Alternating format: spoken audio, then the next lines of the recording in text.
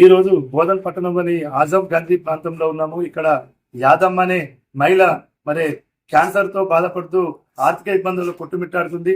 కాబట్టి ఆ కుటుంబ బాధలను మనం వెలికితీసే ప్రయత్నంలో ఈరోజు మరి సూర్య డిజిటల్ మీడియా ద్వారా ప్రజలను రిక్వెస్ట్ చేస్తున్నాము. మీకు తోచినటువంటి ఆర్థిక సాయం కింద చూపబడిన నంబర్కు మరి ఫోన్ పే కానీ మరి గూగుల్ పే కానీ వారి కూతురు నంబర్ కాబట్టి లావణ్య అనే పేరు మీద వస్తుంది. వారికి డైరెక్ట్ కూడా ఫోన్ చేసి మీరు ఆర్థిక సాయం అందించగలరని బోధన్ పట్టణ ప్రజలను కోరుతున్నాము. ఎందుకంటే తీరని దుఃఖంలో ఉన్న కుటుంబాన్ని మనం అండగా ఉండాల్సిన అవకాశం ఎంతైనా ఉన్నది. కాబట్టి తక్షణమే మీకు తోచినటువంటి ఆర్థిక సాయం అందించాలని కోరుతున్నాము. ఈ యొక్క మరి సూర్య డిజిటల్ మీడియా మరి ప్రజల కోసం ప్రజల పక్షాన కొట్లాడడానికి ప్రజల యొక్క బాధను వెలికి తీయడానికి మరి నూతన ప్రయత్నం భాగంగా ఈ రోజు మేము సూర్య డిజిటల్ మీడియా ద్వారా మేము బయటకు వచ్చాము. కాబట్టి ఈ యొక్క ఛానల్ ను సబ్స్క్రైబ్ చేసి మరి మాకు అండగా ఉండాలని ప్రజలను రిక్వెస్ట్ చేస్తున్నాం. ఆడికింత కడుపు నొప్పి, చేతలకి వెళ్ళి ఇదంతా నొప్పి, ఇవన్నీ నొప్పులు వేసినాయి. ఇక బాగా నొప్పులు వేసినాయి. ఇక డాక్టర్ దగ్గరికి పోతే డాక్టర్ కూడా అన్నారు నొప్పి ఎక్కువ అవుతుందమ్మా, చూపించుకోమ్మా. సంవత్సరం నుంచి తిరుగుతూనే ఉన్నా, కానీ నిజామాబాద్ వచ్చినాక తగ్గినాక ఒక కీమో కోసం పైసలు అందాక చేసుకోకపోతే అది ఎక్కువ అయిపోయింది. ఇక ఏమి అర్థం కాకొచ్చింది. వాళ్ళింటికి వీళ్ళింటికి పైసల కోసం తిరుగుతుంది. వాళ్ళు ఏదొక్క మాట అన్నా వస్తుంది, ఏడుస్తుంది, అట్లనే చేస్తుంది. ఇక దానికి నాకు కూడా బాధ అనిపించింది. వద్దమ్మా, నాకు ఏదైతుంది అవుతుంది, ఏది పట్టించుకోకు, ఇంతగానో కష్టపడు ఎందుకు అని చెప్పిన.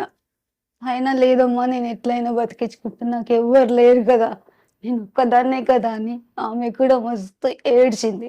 రోజు ఏడుస్తూనే ఉంటాం మాకెవ్వరు లేరని.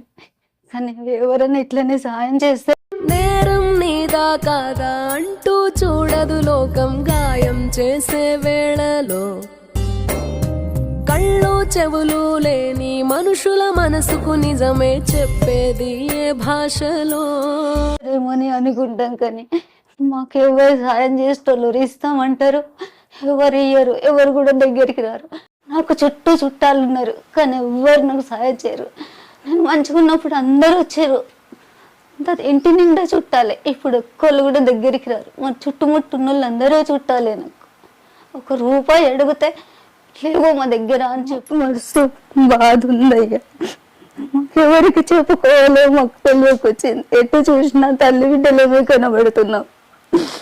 ఎవరు సపోర్ట్ లేనట్టున్నామయ్యా. మేము మాకు అనాథలు లెక్క అయిపోయినాం. ఉన్న చుట్టాలు కూడా దూరం అయిపోయినారు. ఎవరు మాట్లాడటానికి కూడా సిద్ధం లేరు. ఆకిట్లకు రావాలన్నా రారు, అంతా చేస్తారు. ఆ పిల్ల ఒక్కొక్క రోజు తింటది, పంటేమంటది. ఎవరు ఏ పని చెప్పినా ఏమన్నా ఇస్తారేమో అన్నట్టు చేస్తూ ఉంటుంది. ఇంతకన్నా ఘోరం ఉంటుంది అయ్యా ఇంకేదన్నా. వద్దయ్యా, ఈ నరకం అనిపించింది నాకైతే. వద్దమ్మా, నేను చనిపోతే ఏం కాదు, ఎట్లన్నా చేసుకున్నాక ఎవరు పైసలు ఇవ్వకున్నా చంద చేసినా చావు చేయి, కానీ ఎవరిని పైసలు అడగకు. ఏదో నువ్వన్నా బతుకుతావు మంచిగా, వద్దమ్మా నా గురించి బాధపడకని. లేదు, నాకు ఎవరు లేరు కదా, నువ్వే కదా నాకు, నేను అనాథని అయిపోతామ్మా నువ్వు పోతే అని ఆమె కూడా ఏడుస్తుంది. సార్ ఇంకా ఏం చేయాలా? ఇంకెవరున్నారు? మాకు ఎవరు లేరు. మస్తు చుట్టాలు ఉన్నారు, కానీ మాకు ఎవరు చూడరు. దీపం చమురుండగా ఆరిందే అలసటతో పాపం. ఇంతకన్నా నరకం ఇంకో ఉండొద్దు అయ్యా. అమ్మా, ఇదొక నరకం. ఈ బాధతోని దీంతోని రోజుకు చచ్చిపోయే కన్నా ఒక్కరోజు చచ్చిపోతే మంచిగా ఉండనిపిస్తుంది.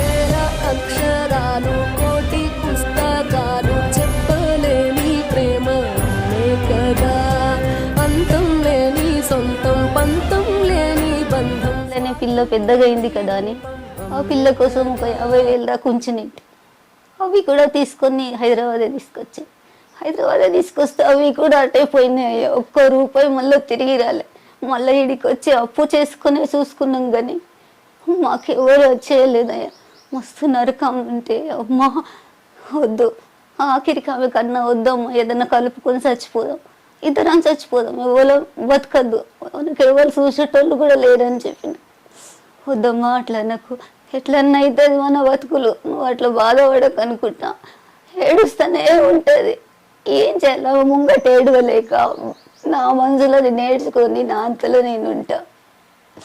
అందుకే అప్పుడప్పుడు అంట నువ్వు వెళ్ళిపోమ్మా మీ అక్క దగ్గర కొంచెం సేపు కూర్చుండిరా, ఓకే ఆలోచించకు, నువ్వు పో, పిల్లలు ఉంటారు కదా అని.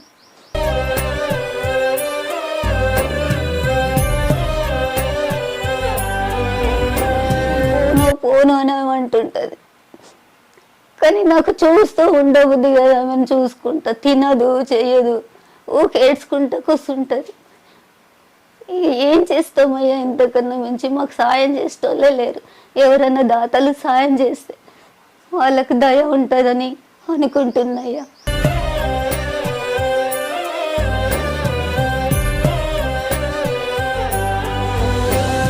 నా తాగినా ఆగిపోయిందంటే ఇబ్బంది పడుతుంది, వామిటింగ్స్ అవుతుంది, రాత్రంతా నిద్రపోదు, కక్కుకుంటూనే ఉంటుంది, దగ్గుతూనే ఉంటుంది, అసలు నిద్ర ఉండదు, ఆమె నొప్పితో బాధపడుతూనే ఉంటుంది, రాత్రంతా నరకం. నేనన్నా చేద్దామని అంటే అట్లా లేదు, అమ్మని చూసుకోవడానికి కూడా ఎవరు లేరు, నేనే ఉండబడుతుంది.